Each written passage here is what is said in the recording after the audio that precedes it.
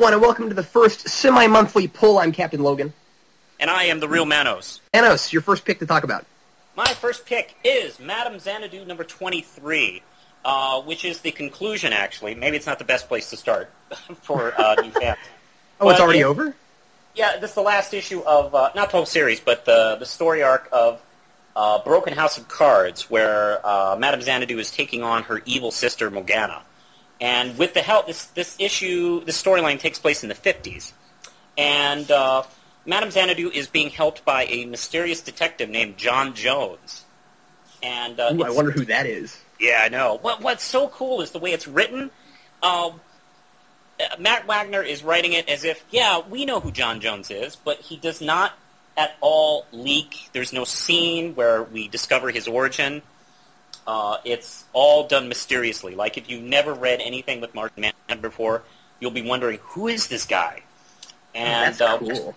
It's really cool the way it's done. Does Madame Xanadu have other crossovers like that? Yeah, actually, the first story arc, she had a ton. When the Etrigan showed up, Death from the Sandman series, Phantom Stranger, and the Spectre all showed up in her first story arc. Cool. So it's a really cool, like, Vertigo-centered... Oh, even Zatanna's father showed up in the first story arc, which she was sleeping with, which is kind of funny. And it's a really exciting story. The way it's almost a DC Universe story, the way it feels. And the art is by Amy Reeder Hadley, who's about to take over alternate art on the Batwoman series. Oh, okay. So I do recommend the Madame Xanadu series in general. My first pick this time is Brightest Day number 3, and you haven't been reading Brightest Day, right? That is correct. I gave up. This series has been okay. It's certainly started kind of slow, and it's a whole bunch of subplots.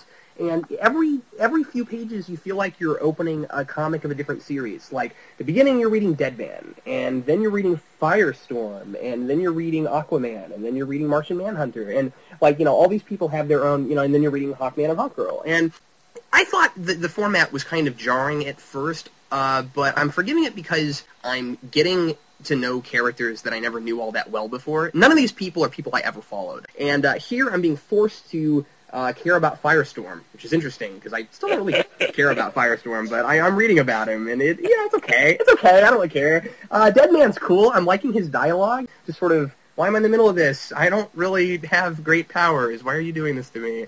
And I like that, because he's wearing the white ring, and he's kind of the chosen one, but doesn't know what he's chosen for, and he's being sent to all kinds of these different places, and no one can see him except for when they can, and he's very confused, and I'm enjoying it. At the beginning of this, he gets thrown up against the Anti-Monitor, and I just love this sequence. It's very fun. He shows up, the White Ring just throws him in front of the Anti-Monitor, right? And there's this, the White Ring, kind of like the Black Rings were, like, telling people to do things. You know what I mean? Yep. We had all these like, words that just tell you things. And so he's like, fight! And he's like, it's the Anti-Monitor. How do I fight that? He's like, it's like, fight! Do that! And he's like, okay. And then this giant white light shoots out of his ring, and he's like, oh, okay, so this is how I'm supposed to... And he's like, wait a minute, because the big question, of course, is why did all these, people come back from the dead? And so he's like, wait a minute, is this the reason you brought me back? Is it to defeat the Anti-Monitor? And then there's this big, no! And I just love that. It's great. You were brought back for sales! For some other reason. I don't know why. Anyway, it's fun. The cover says, why have they returned? I sort of thought maybe that question would be answered. I'm wondering if I missed something, because I don't think it was, but maybe I missed something. I don't know. Who do you think is going to be the lead? It was very obvious. Flash, Hal Jordan and Barry Allen were the leads of Blackest Night. I think that this is going to continue being sort of like a Heroes format, if you get my drift, where it's just these people are disconnected, and then they ultimately will come together some point at the middle or the end. Interesting. It's interesting to think about that, like a actual comic book borrowing from Heroes. That's a weird idea. Yeah. But that makes sense. I'm not sure they're doing it on purpose, but anyway. Okay, what's your second pick you want to talk about? My next one is Secret Avengers Issue 1 by Ed Brubaker and Mike Deodato. And I'll talk about this more in depth on my channel, but I loved this. Mike Deodato art, for instance, is very good. It's Deodato sometimes is excellent, sometimes a little stale, but this time he really turns it out. And the team is basically Steve Rogers as Super Soldier, which, by the way, I think is his laziest moniker he's ever had. I think it's the worst one ever. It's the one he had when he was merged with Superman in DC versus Marvel. It really, really bothers me. No one else is talking about this, but I'm like, why isn't he Superman? I forgot about that. But anyway, outside of the name and the okay costume, I kind of like what he's doing. He's just formed a Secret Avengers team. It's a co-op team. It's like Chuck Dixon's Batman and the Outsiders before it got ruined by what's going on right now. Oh. Where he's got War Machine, he's got Valkyrie, Black Widow, Moon Knight, Nova, and the new Ant-Man, along with Beast. I can't believe it. Beast is on an Avengers team again. And for someone who's old school like me, I first saw Beast in the Avengers. Oh. So seeing him part of the team again really excited me. And as much as I dislike seeing Wolverine on the Avengers team, I really do think there's one of the reasons is I think there's so many other X-Men that would be better suited to Avengers hero kind of teams. And I think Beast is definitely Wolverine one of them. being not a team player in the first place. I know, besides the fact he's on every team. Yeah. And it's the first part figuring out Roxxon. Roxxon, I can never pronounce their name because they're supposed to be like Exxon, and they're Roxxon, I guess. And they have a secret base on Mars that they haven't told anybody about, and they're up to something no good. And there's just a lot of cool secret super spy stuff going on here. It's almost like a serious Venture Brothers. Oh, weird. I'm loving it. And you said it's better than the Avengers title, right? Yeah, I enjoyed the first issue of the Avengers, the Bendis John Romita Jr. I Avengers really issue. liked it. Yeah. I enjoyed it quite a bit, but I like this more. It feels like it's going somewhere quicker. I'm also going to talk about War of the Supermen 4 out of 4. This is the last issue of this big, 4-issue miniseries. So this is, Manos, I don't know if you're aware of any of what Superman's been doing. No, I've actually been very confused.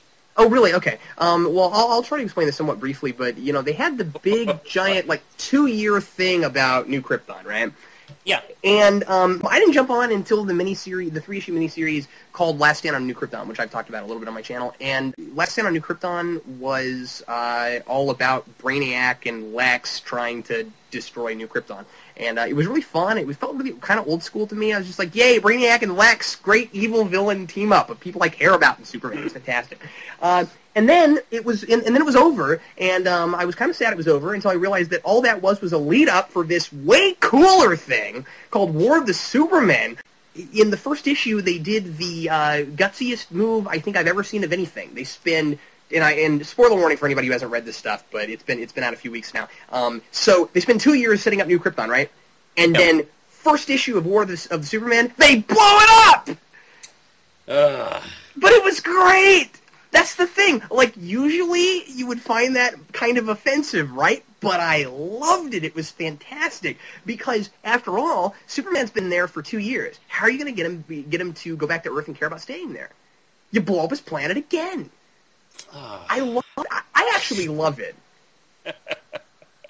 It's like, man, that and Hulk's planet got all blown up. You'd have to read it to really understand why it's cool. And a lot of the other reason is because of who was involved. You had Lex, but Lex is working for General Lane, and I think this is really cool. The big villain of this whole thing, besides Zod, is General Lane.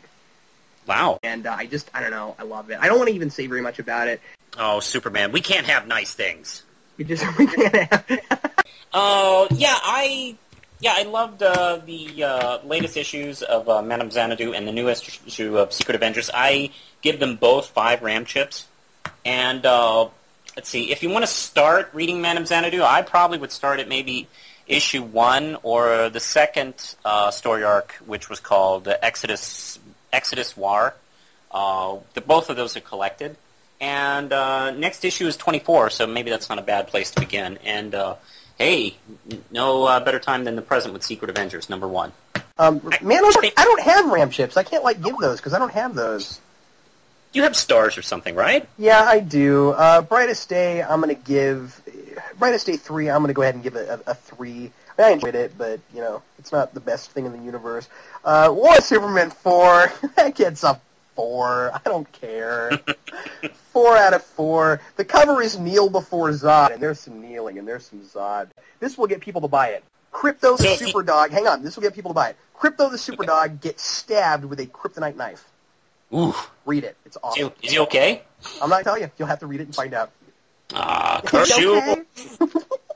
Well, anyway, thanks everybody for listening. We'll see you again in 2 weeks with more comic reviews. I'm Captain Logan. And I am the Real Manos.